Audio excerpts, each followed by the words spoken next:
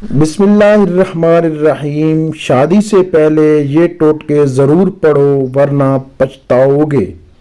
جماع کے دوران بیوی کی آنکھوں میں نہ دیکھنا ورنہ تم دیر تک خواہش کے تسکین نہیں پاؤ گے۔ جماع کے دوران بیوی کے کمر کے نیچے 2 تکیے لازمی رکھ دیا کرو، اس طرح تم صاحب اولاد جلدی ہو جاؤ گے اور باپ بن جاؤ گے۔ جماع سے پہلے بیوی کے دائیں ہاتھ کے انگوٹھے کو دبائے رکھو، اس طرح تم دیر تک رہو گے۔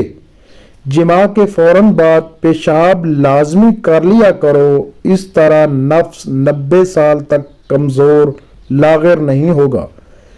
جماع سے پہلے بیوی کو نیم گرم پانی لازمی پلا دو، اس طرح تمہیں بیوی زیادہ خوشی دے پائے گی۔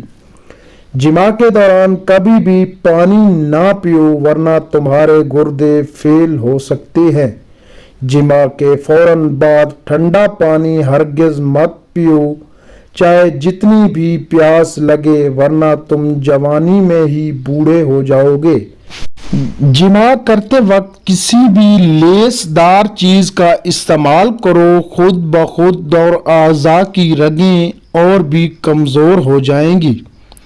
جماع کے دوران بیوی سے محو گفتگو بھی مت ہونا ورنہ تمہیں زبان اکڑ سکتی ہے۔